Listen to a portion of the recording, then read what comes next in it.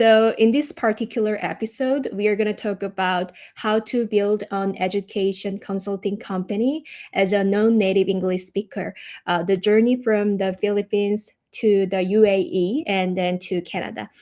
And first things first, I want to mention this first about why I started this global movement project.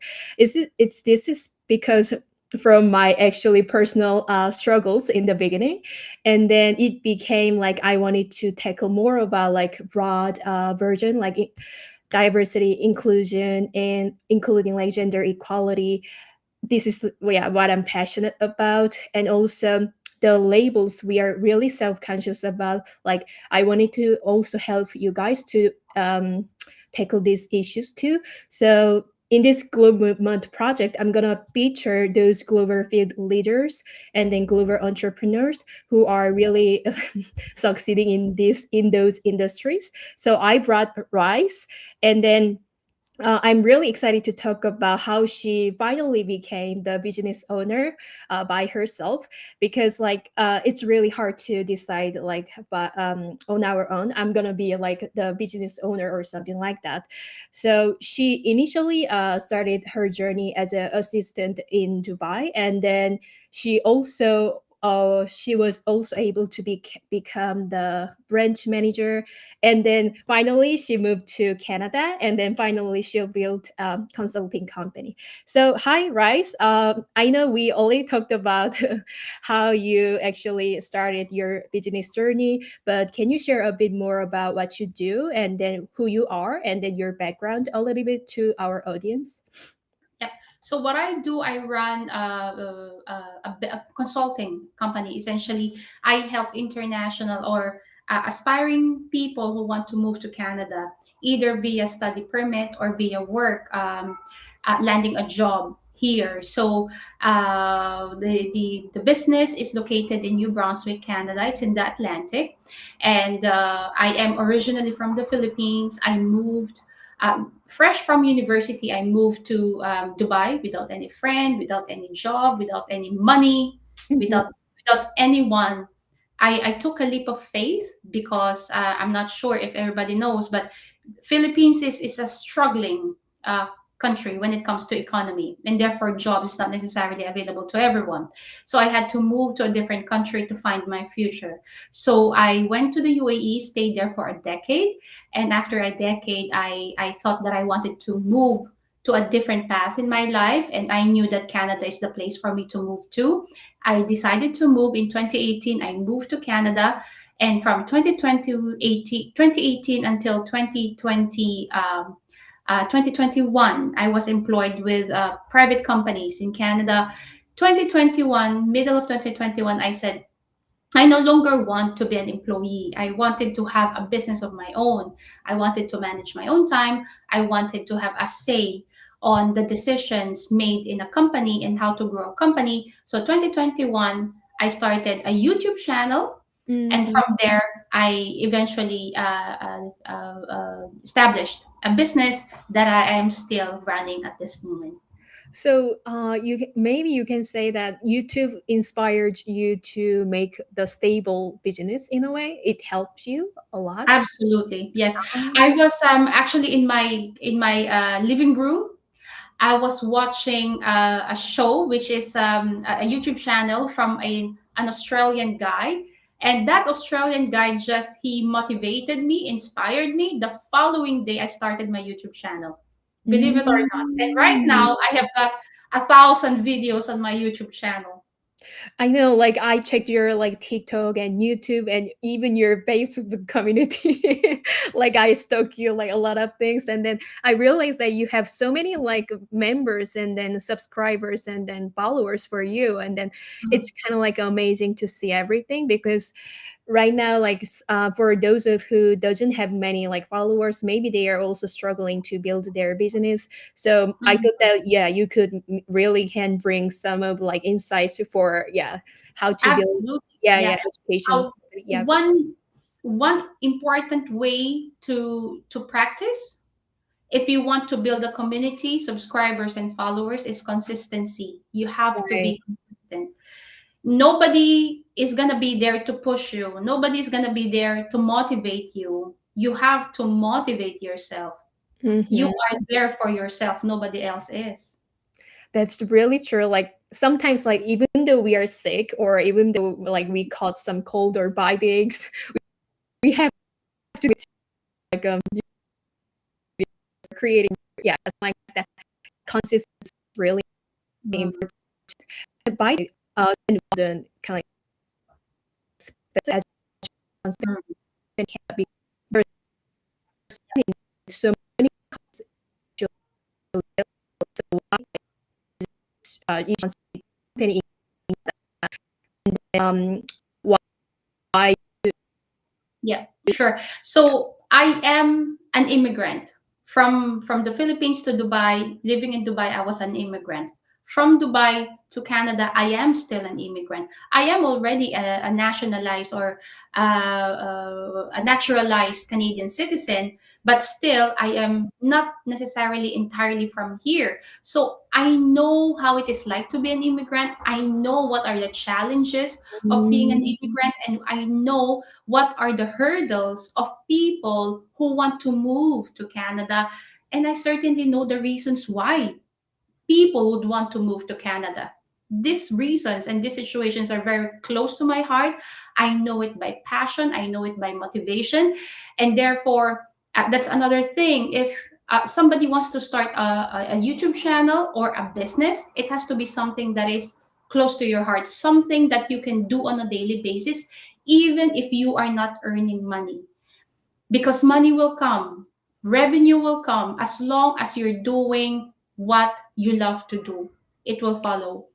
yeah, I actually believe that 100%. Like if we don't like something that we want to do, like it's gonna be like just going back and forth. Like we put some content out there, and then they cannot see our kind of like glorious moment. They will just see our content as just, it's just like a normal thing. But if we have a passion for that, maybe they can see our like passionate kind of like, interactions or True. whatever. Like how, yeah, I do global movement project. To be Mhm. honest, it's just my personal aspiration. To be honest, it's there is no money for this, but I just want to help like global entrepreneurs, global build leaders. Yeah, I think I really agree with that. Then how long did it take you to become an education consultant in Canada? Like, because there will be another position probably, like just freelance education consultant, or just you can say mentor. There are lots of positions, but like how we can be like education consultant, like professionally. Yeah. Yeah. So first thing is, if you want to be an education consultant, the first thing for you to know is to understand what are the problems or the challenges of those people who want to move to Canada. The normal challenges really is they don't know which province is best fit for them. They don't know which schools are best fit for them. They don't even know the programs that are best fit for them. So those problems, you have to be the solution. You have to provide the bridge between problems and success. And Mhm. that's how you become an educational consultant. So you have to have access to different schools in Canada. You have to have access to admission team in Canada. And for sure, you should be able to lead or guide aspiring students on the best path for them to take. What really is they have you have to educate them on the living standards in Canada, the culture in Canada, the Mhm. adjustments they have to do in Canada, and for sure the finances involved, because being an international student is not cheap. Right. Hmm. So those are the basics, really. It goes a lot deeper than that. After Mhm. deciding on the program, on the school, admission, there are the documentations, and then there is the idea of study permit Mhm. application. The study permit application is done by an immigration consultant. I am not an immigration consultant. So then what happens is I lead or I guide them to the licensed immigration consultants. But then if they want me to guide them to do that, then that service will be for free. Oh, got it. Mm. I believe, and then there's another question just from me. By the way, probably you can actually choose between freelance education consultant versus like a just business owner. How did you choose between them? Because I believe you are kind of like a founder of the Quest Canada. It's not about individual stuff. Why did you choose the business model like this? Okay. Well, see, and I believe every single business starts small. You have to start small in order for you to grow. I have to know the ins and outs of the business. I Mm-hmm. cannot be a founder and then hire people that will support me because that will not be profitable. I have to understand the business myself. I Mm-hmm. have to do everything myself first before I am able to hire people to do the job. Because by doing such, I know for a fact what should be done, when should be done, and who should do it. So, Mm-hmm. um, yeah, I am an owner or I am a founder, and I'm also the education consultant. But I do not work in this business alone. I have got people who support me to run the business. Got it. So you wanted to see things from scratch because you are building everything from first. So Mm, you wanted to build like a stable like company in a way. I understand. Yeah, yep. that's Yep. how we can actually get started because if you don't have any like circumstances like nobody knows about my business and then I'm just here and there's no resources for me, it's going to be really tough. So Mm, I believe like yeah, building everything from scratch and then see things if this is okay for me or not, that's really important. Yeah, I really agree mhm. with that. Then, how did you develop your expertise, and at what point did you realize that now it's time to build my business and then be an education consultant? Oh, when I started my YouTube channel in 2021. Mm-hmm. After a year, I was accumulating viewers, I was accumulating followers, and there was a common theme to the questions of the followers. They wanted uh, study programs, schools, provinces in Canada. They wanted those. If you practice on a consistent basis, when you practice, when you cover, when you talk about, when you research about the same topic every single day, because I have to put out videos every single day. I Mm-mm. research, I create content, I shoot, I do everything. I have to understand everything. So a year after that, I knew I was not by far I there's no way I would know everything, but I know a whole lot than what I did a year before I started. Mm-hmm. At that point, I knew that I can start a business because I was already receiving many inquiries, and I was able to answer inquiries, and I was confident with the information that I was providing to them. Oh. And that was a year after. So a year after putting out videos, that's the time that I said, I think it's time to monetize, because I was really helping for free. Everything was for Right, free, right. For a and there year. was success in all the inquiries I was receiving. People were happy, and everything was done for free. And if it's done for free, then it's not sustainable, because I cannot Mm-mm. do that for free. Yeah, that's There's gotta be, right. Would you agree? There's gotta be some revenue to it. So that's the time that I said, okay, I've proven that I'm able to do this, and therefore I started a business. wow.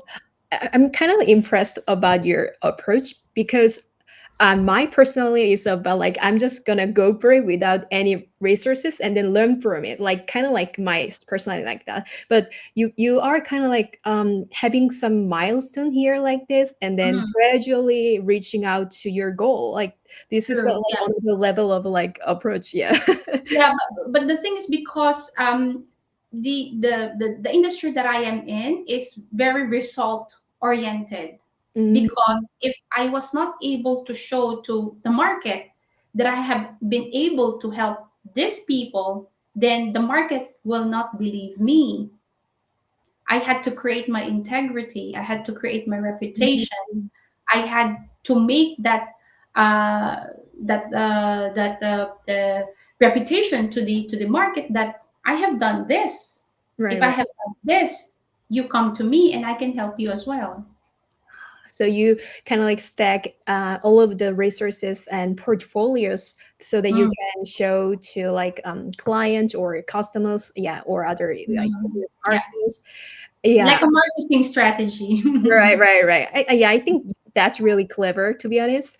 For Mm. those of who doesn't have like courage, like just go for it and then just learn from it. Like Yeah, this, that yeah, will work too. yeah, Absolutely. that work too, but if they don't Mm, have like that courage, maybe they can just go to like maybe opening their YouTube channel and start from there, and then gradually like see which one works better for them or not. I think really that's clever. Yeah. mm, yeah. And I'd like everyone to know that see, content creation has got so much opportunities, guys. If you're not creating content right now, you're Mm-mm-mm. missing out. Right, right. I really agree with that because do you believe that there is a category king? I mean, this is termed from kind of Lucer Brunson Expert Secret, the book, but it's about if you can be a category king, it's not about niche, then you can actually conquer all of the opportunities for you. So, for Mm, example, like you are kind of like unique in a way, like you are foreigner, yeah, immigrant. Is it correct? Immigrant. Yeah, okay, okay, sorry. Immigrant, and then you live there in Canada, and you are supporting like international students who want to live or study in Canada, and then mm, you actually had to grab those resources from scratch by your own, and then nobody helped you, you just did, like the along the way. So mm, kind of like I believe that your kind of unique background from Philippines to UAE, and then you actually had kind of like a story that you want to share with your audience that mm. kind of like resonate with your audience. That's why, True. yeah, it really like went Mm, well. yeah, that's So that's yeah. that's very true. Um, selling your service is selling your story. Mm-mm-mm-mm. If you do not have any story to sell, then you do not have any business to sell. You should be able to have been done that, did that, and you have been in the situation where your target market is. Because if you're not and you have not experienced this, how could you sell this with all your heart to your target market? You should know where this target market is coming from because Right. you yourself experience it. That's really important. Yeah, so many businesses overlook this. Yeah, I think that's something that everyone should remember about this. Mm. That I wanna ask this specific question. By the way, like, what challenges have you faced in the past or just even recently? And then, how did you overcome them? Any experience as a non-native English speaker, or a person who speaks English as a second language, did you have any like challenging aspect about it or no? Yes, for sure. There are days that I would struggle to find my words. Mm-mm. There are days that I wouldn't know what to say. There are days that I am put on the spot and ask a question, and I know the answer in my head, but it's in my own language. Oh And my then I goodness. have to understand it and then translate it in my brain and then speak it out. Right. But then I have the words in my head in my language, and I do not know the words in English. So Mhm. that's an absolute challenge. And how do I overcome this? It's really practice every day. Through And YouTube and other content. Yeah. very true. YouTube and network content. See, you do not need to have deep words when you speak. As a matter of fact, as simple words as you can use is better Mm-mm-mm. because more people are able to understand you. But message, clarity of message is important. Right. And you have to be straight to the point. You cannot beat around the bush. You cannot go from A to B, C, D. You have to be, if you want to answer a question, you go from A to Z, finish. You do not go around the bush and talk about something else that is not connected, it won't work. People won't have time to listen to such.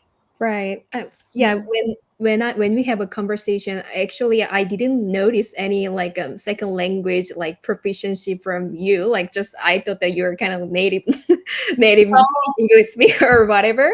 I mean, we talked It's about. because I've lived here for 7 years now. Ah, yes, that's true.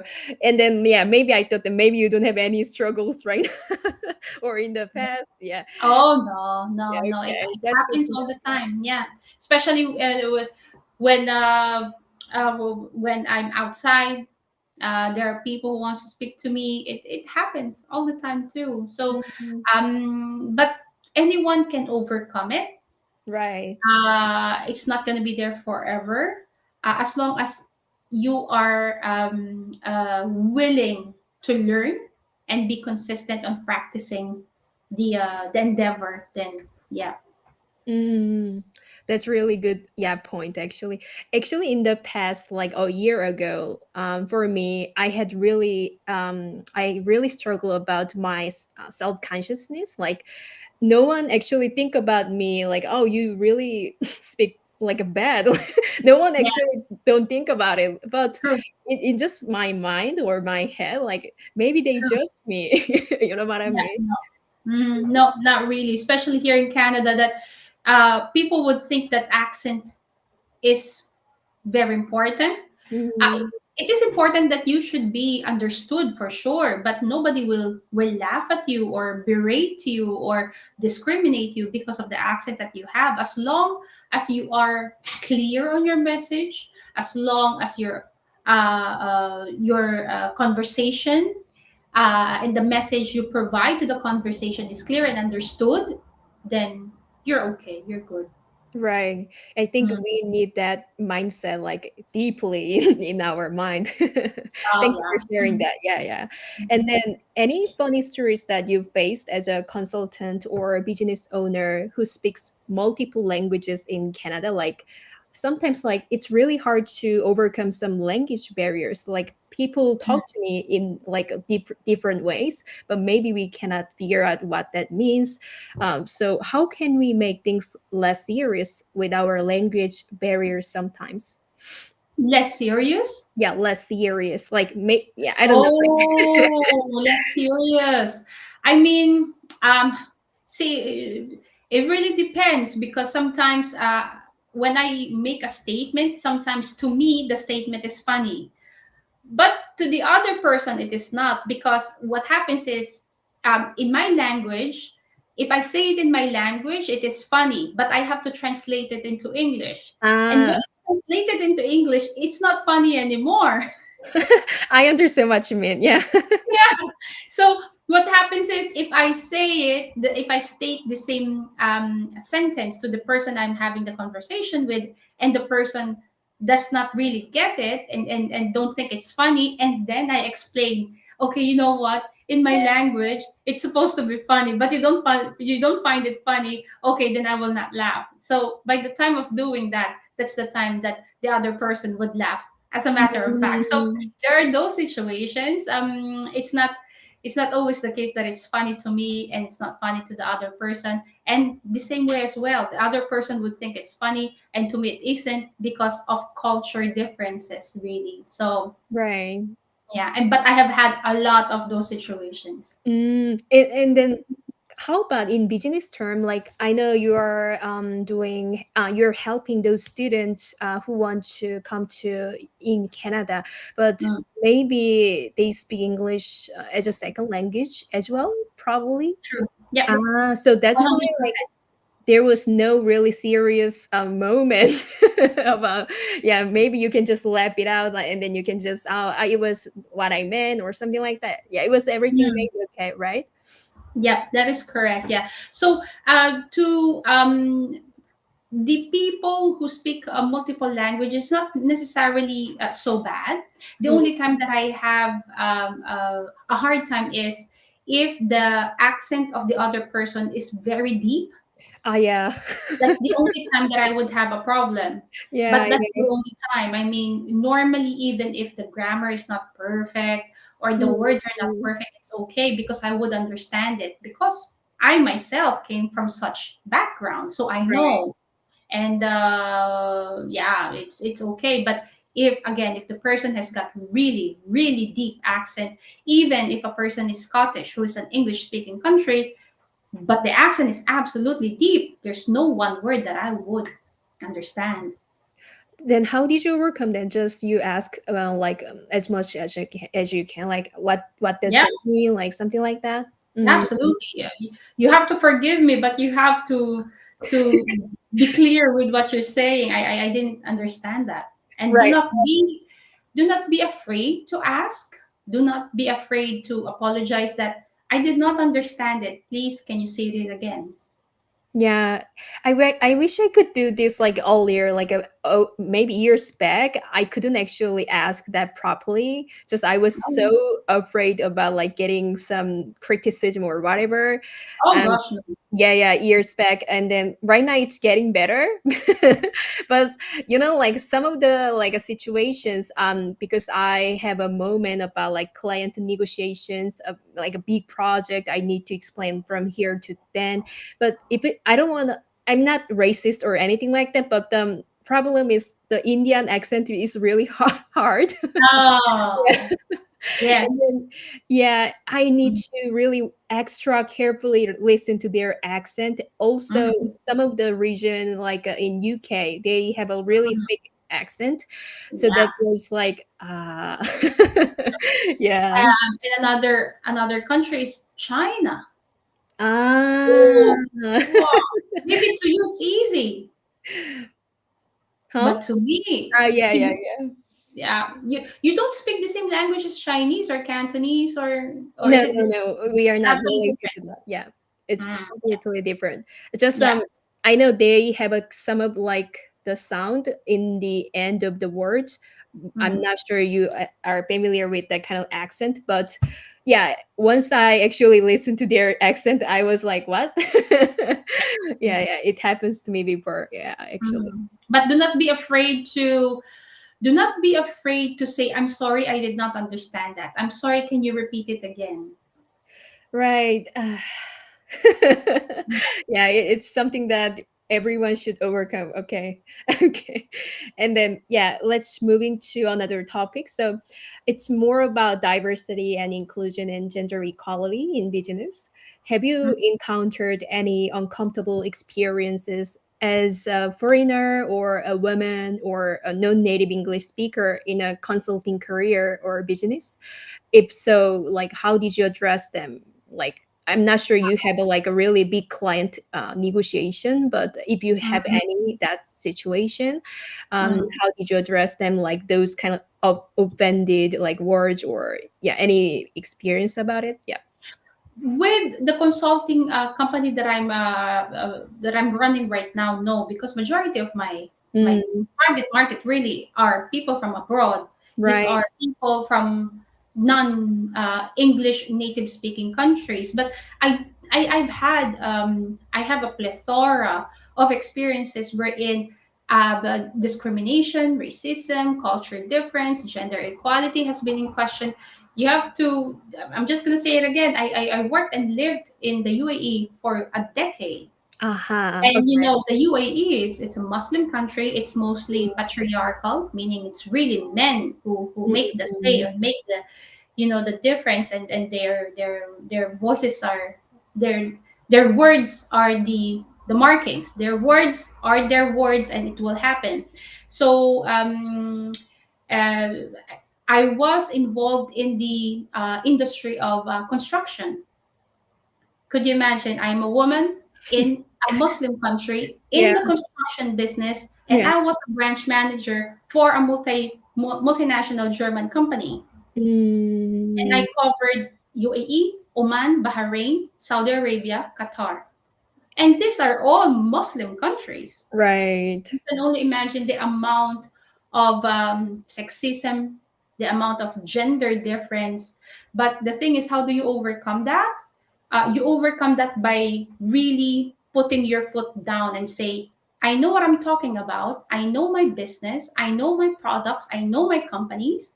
My company is what doing this, and that, and you cannot question me because I know my job. Mm. So you need to set the boundaries really clearly. Yeah. Hmm. And it doesn't really matter, even if you're in the Middle East or you are in Europe or you are in North America, these things will happen. These Mm, things will happen. It's not exclusive to Middle East. It's not exclusive to Asia. It happens everywhere.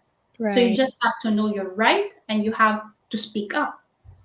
I think I don't know why I get this sense of feelings, but all of the things like having the labels like gender, sex, like language, even country, it's everything is coming from having our own boundaries, I guess, like setting what we can do and then what we cannot accept. So that's why Mhm. that's how we actually grow up, and then also just willing to ask some questions if you don't know anything else, like just you have to face what you lack and then you have Mhm. to also accept what you lack. That's kind of like things that we need to actually overcome. So Mhm. that's why, yeah, it's not about label. Yeah, it's about just our being our own selves. Yeah. True. And you have to command respect. If you allow another person to look down on you, then they will look down on you. That's true. Yeah. So yeah, yeah, we have to actually, yeah, protect ourselves really properly. That makes sense. Then, why do you believe that diversity and inclusion and gender equality are essential in the business field? It's actually obvious for us, but sometimes some people can think of like this is just why we have to ever think about it. Like, you know what I mean? Yeah. Some people think it's the only politically correct Mm, thing to do, but it's not necessary. It's not useful. It's I think you would hear that from people who have been living in one village from birth until the age of 75, 90, and uh-huh. this person doesn't know anything in the world. And Yeah. therefore, this person is only closed minded to the idea that it's me, my color, my gender, my race, my culture, etc., etc. And therefore, there is no growth. If Mhm. you have diversity, if you have different colors, if you have different accents, if you have different thinking, different experiences, different people from different countries, different people who had experienced different things in lives, then you have got many ideas coming together because the way I think is absolutely different from the way a normal person, Canadian person who was born here think, Mhm. because we are miles, a thousand of miles away from experiences, from behavior, character, attitudes, tolerance of stress, tolerance of opinions. So that's how important diversity is. Right. Do you think is there any effective way to fight for our own rights? Like outside of like setting boundaries, maybe we have to actually mention that you are wrong or you have to do like this. Your behavior is really wrong. Yeah, something like we. Do you think we have to mention this? Like if. Yes, absolutely. If the person is being disrespectful, for sure, towards you or towards another person, for sure you cannot do that because it's not correct, because it's abusive or anything of that sort. But if a person is just stating his opinion on a certain topic, then anyone's opinion can be correct, right? So it's a case to case basis. If a person is abusive or disrespectful or not doesn't provide regards to the other person or to a community of other race or culture, then yes, absolutely, I will not think twice and say you cannot do this, you have to stop. But then, if the person is not being abusive or disrespectful and is just meanly stating an opinion of his, then that's a totally different situation. Because you, as much as I am, as much as the other person in another country, we are all uh, have the rights to our own opinions. Yeah, that's true. But sometimes there are people. who cannot actually listen to our words. You know what I mean? Yeah, They just yeah, have their own like thinking or whatever. In this true, case, maybe we just have to just ignore, and then maybe we true. have to think about like, oh, there was a just shit, like yeah, something like Very that. true. Mhm. Okay. Then next question would be how can individuals like us with diverse backgrounds gain more visibility and leverage their unique strengths in the industry? Any marketing or branding strategies that you think it was really helpful for you outside of the YouTube strategy? Yeah, Yeah. outside of the YouTube strategy. Yeah. So content creation is powerful. YouTube is powerful, but it's one of the most powerful. Networking, physical networking, speaking to people Mm, is powerful as well. But the thing is, with speaking to people person to person, it's not as scalable as content, right. as social content. So, uh, of course, YouTube is, but see, YouTube is not marketing. YouTube is social media presence. It's Mm-hmm. getting your message out. Marketing is a totally different aspect because marketing is promoting yourself and your story, promoting your services, promoting your products. And YouTube is essentially just content creation. It's Mm-hmm. providing information to your target market. The other social media are Snapchat, you have IG, you have TikTok, you have Facebook. But the thing is, you cannot be in all of those platforms all at the same time Mm-hmm. unless you have someone who is dedicated to do it for you. Because if you will do it yourself on a daily basis, you will burn out. There's no way you can do that. Right. And as a person who is running a business, you have got more important things to do. The more important things is how do you make your business profitable? How what will be the future of your business? How do you grow your business? Mm-hmm. How are you able to make your revenue from this to this? So you have to allocate responsibilities, and yeah, marketing is an important part. Mm. So I was questioning myself on so YouTube is not marketing strategy. So Not you don't to think so? me, it's not. No. YouTube is content creation merely. Mm-mm.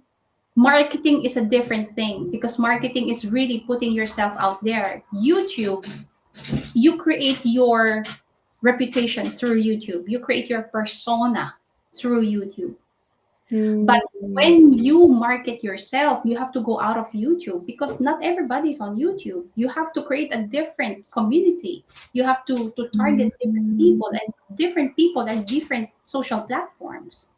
Oh, but I think yeah, some of people like have a different opinions, and also like I usually my clients usually approach to me from YouTube as well. So I found Hmm, this video was really helpful for them, and then I want to get to know more about these services. So I found a YouTube channel as a marketing platform for our business as well, and then like other channels like LinkedIn and also like Instagram because we can actually connect each other.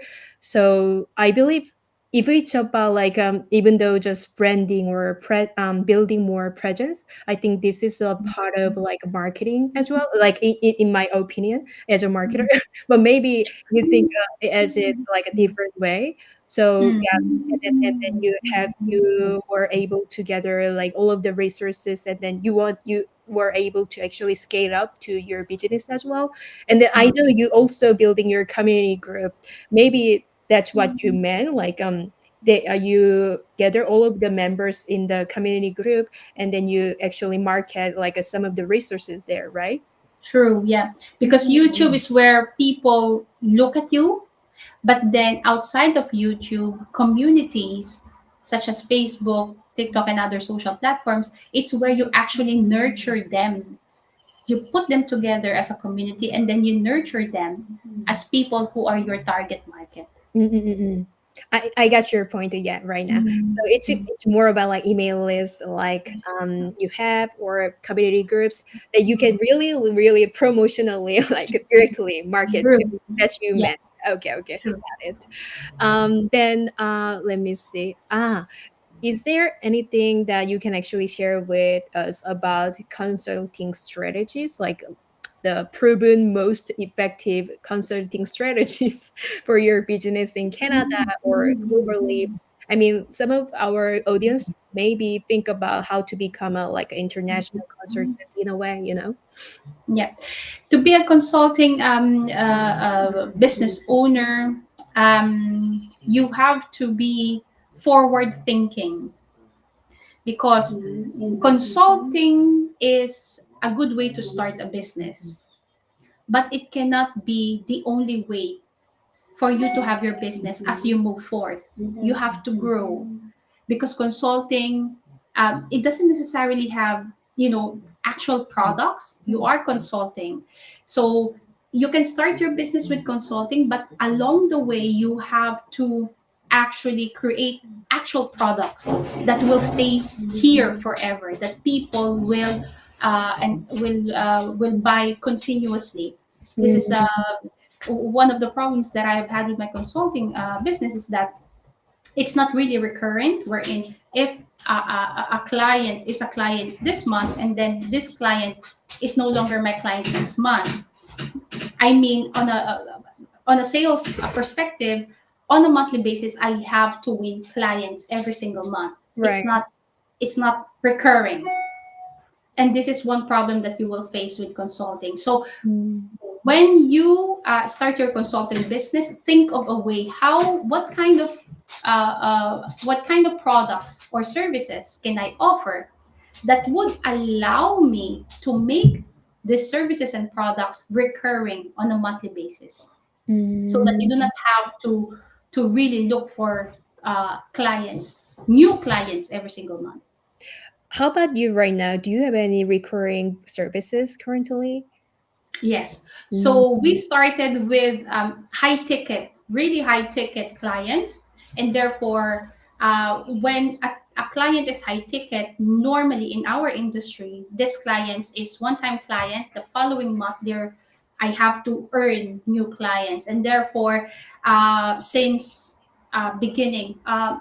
last year, middle of last year, we have been strategizing on a certain service that will be a recurring revenue on a monthly basis. And we have just actually implemented this product or this service oh, about a month ago.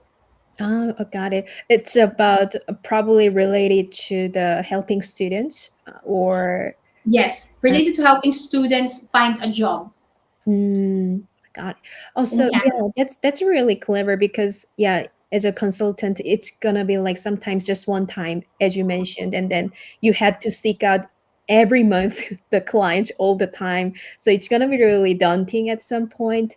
So Mhm. knowing having the recurring basis services in advance to get started that business, I think that's really great strategy that yeah everyone can actually embrace. Mm. Mhm. Yep. Yeah. And before, when you start your consulting business, you have to think like that already. It's okay if you don't have recurring business for your first 3 years. That's how it happens. But you have to think of it ahead of time. Right, like how Rice did from YouTube, and then building the other platforms like TikTok and community group, and then finally building the consulting business and then making the recurring revenue as well. Yeah. I think this is kind of like a boost that we can actually follow. Yeah.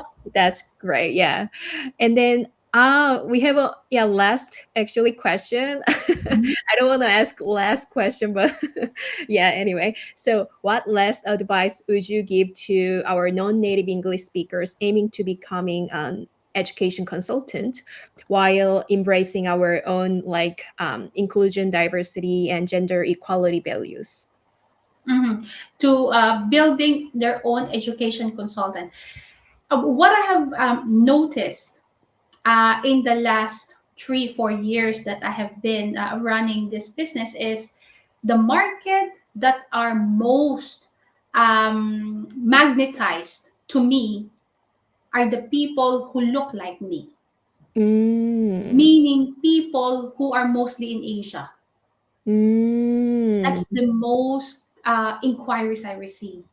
And the most 90% of our really? clients are from Asia because I look like them, my color is like them, somehow my religion is like them, the way I think is like them, the experiences somehow is like them.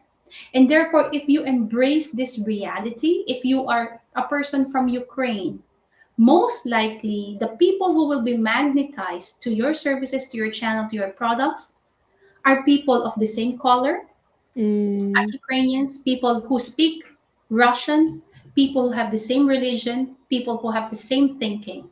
And you have to embrace that. ah. If you are from Africa, you have to embrace those facts as well.